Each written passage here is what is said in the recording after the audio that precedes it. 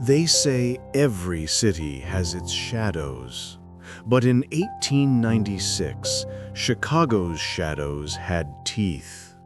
Picture this: a young woman walks home alone through the gaslit streets of the Gilded Age. She's exhausted from 14 hours at the textile mill. Her fingers are still raw from the needles. She doesn't notice the figure watching from across the street. She never does. Not until it's too late. By the time her screen cuts through the night air, he's already gone. Back into the darkness. Back into the smoke and fog of a city too busy celebrating its own greatness to notice the monster walking among them. What you're about to hear is the story of America's most forgotten serial killer. A predator who hunted the invisible women of Chicago's golden era. A phantom the newspapers called the Watcher. And here's what makes this case truly terrifying. He was never caught, never identified, never stopped. He simply disappeared.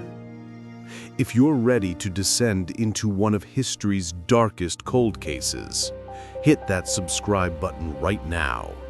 Because at the Unsolved Echoes, we don't just tell stories, we resurrect them. This is the story of the Watcher. To understand the horror that was coming, you first need to understand Chicago in 1896. This was not just any year.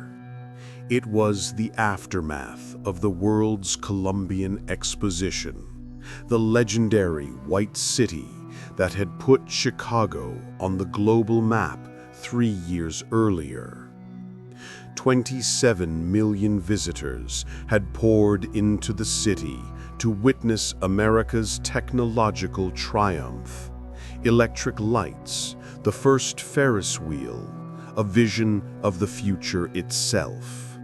But like all glittering facades, Chicago's hid something rotten underneath. The city had nearly doubled in population over the past decade, swelling to over 1.5 million souls. Immigrants flooded in from every corner of Europe.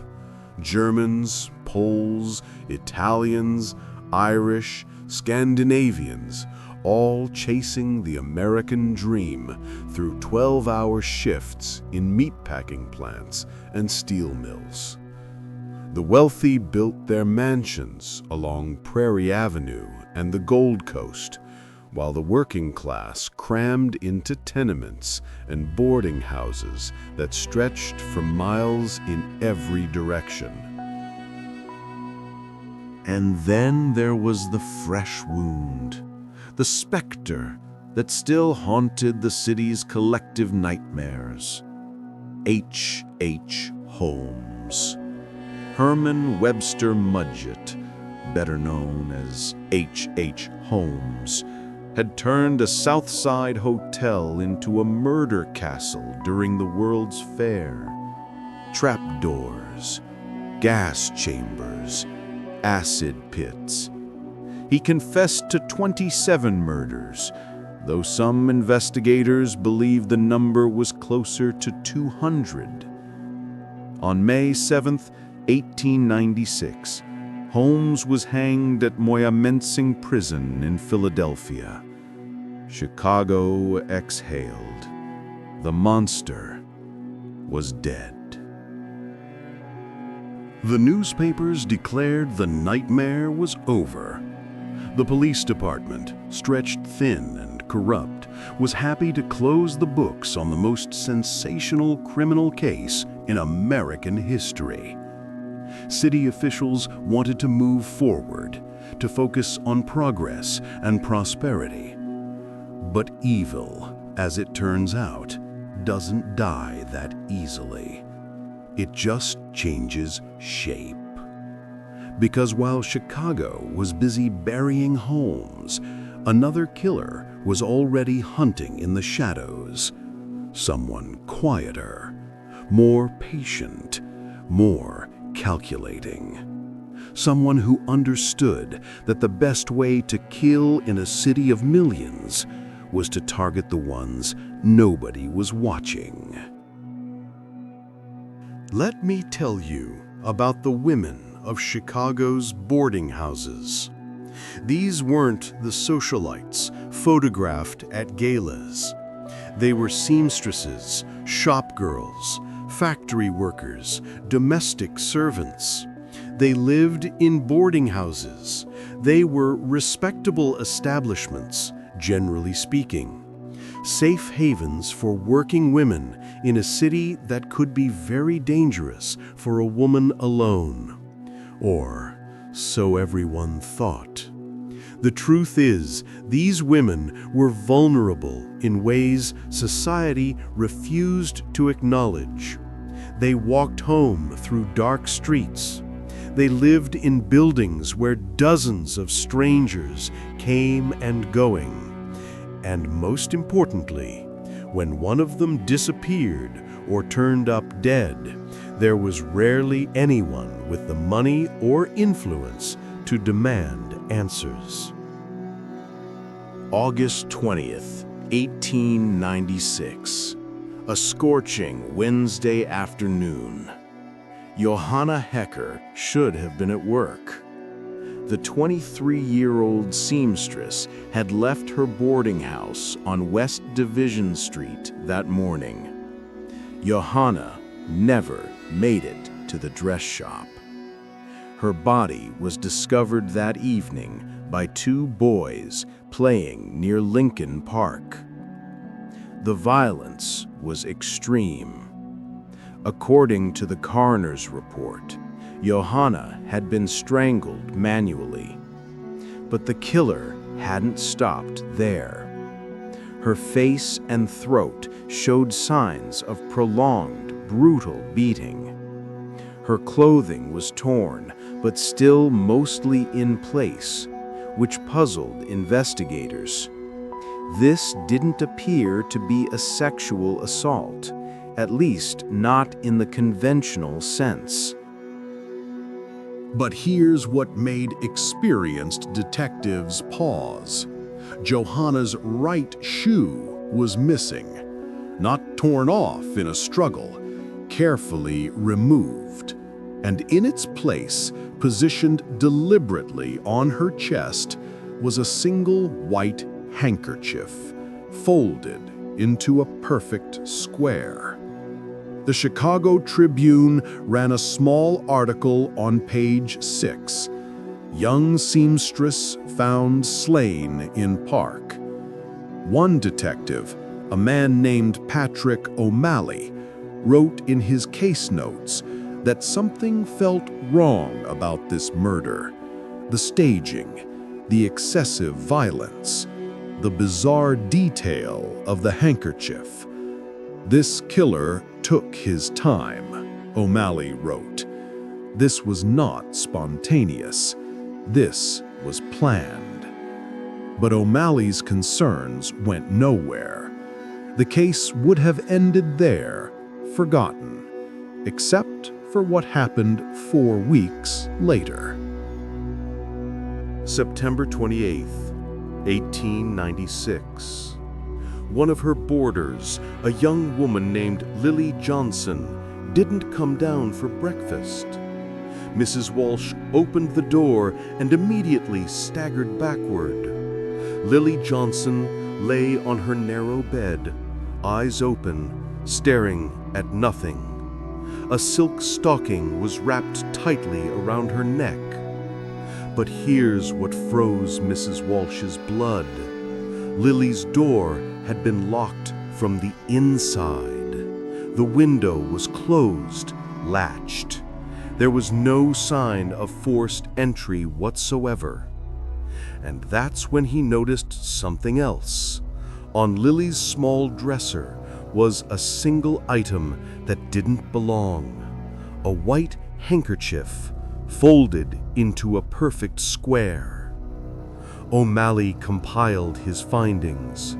But here's where the institutional failure truly begins. The captain said, "Young women get themselves into trouble all the time. That's not a serial killer, Patrick. That's just Tuesday in Chicago." But O'Malley knew better. He'd been a cop for 2 decades. He'd developed an instinct for evil. And this was evil. October 1896. The newspapers finally caught the scent of a story. It wasn't the police who connected the dots. It was a young crime reporter at the Chicago Daily News named Margaret Collins. On October 15th, Collins published an explosive article. "Mysterious deaths plague cities' boarding houses. Is a killer stalking working women?" And then came the testimonies. They called him different things: the Shadow Man, the Silent Follower. But it was the Chicago Tribune that gave him the name that stuck. In a Halloween edition article, they dubbed him the Watcher. In November 1896, the Chicago PD officially acknowledged what Detective O'Malley had been saying for months. There was likely a serial killer targeting working-class women. But acknowledging a problem and solving it are 2 very different things. Looking at this case through a modern lens, we can construct a psychological profile of the Watcher. This was an organized offender. He planned his attacks meticulously. He targeted a specific victim type for a reason. The lack of sexual assault in most cases is significant. This was about power and domination. And 5th, he stopped, or appeared to stop. This is crucial. In March 1897, as the weather began to break, the Watcher struck again. 2 more bodies, Sarah Lindstrom and Emma Pritchard. The Watcher simply vanished. Detective O'Malley never stopped investigating, even after the task force was quietly disbanded in late 1897. He kept files at home, but he never found his man. Today, the Watcher case exists only in archived newspapers and a few boxes of police files. But that erasure is itself part of the tragedy. These women, Joanna, Lily, Anna, Catherine, Sarah, Emma, and however many others we'll never know about, they weren't just statistics. They were human beings with dreams and fears, and they were hunted by a predator who understood exactly how little their society valued them. The Watcher was never caught because no one with power cared enough to catch him. The police were incompetent and corrupt, and the victims were invisible. That's the real horror of this case. Not just that a killer walked free, but that he was allowed to walk free because his victims didn't matter enough. So tonight, as you lie in bed thinking about this story, remember their names. Remember that they lived, they mattered, and they deserved justice. The Watcher may have disappeared into history, but at the Unsolved Echoes, we don't let the forgotten stay forgotten. Until next time, stay vigilant, stay curious, and never stop listening for the echoes. The mystery of the Watcher is at its core a mystery about the value we place on forgotten lives. If you have made it this far, it means you share our belief that these stories deserve to be remembered. Now I want to know what you think. What is your strongest theory about why the Watchers stopped in 1897? Did he die? Was he arrested for an unrelated crime? Leave your investigative analysis in the comments below.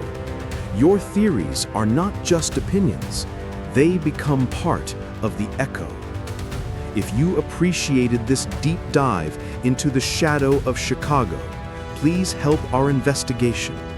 Leave your like so the YouTube algorithm can share this story with more curious minds. And to ensure you never miss a case, subscribe to the Unsolved Echoes. Until next week, stay vigilant, stay curious, and never stop listening for the echoes.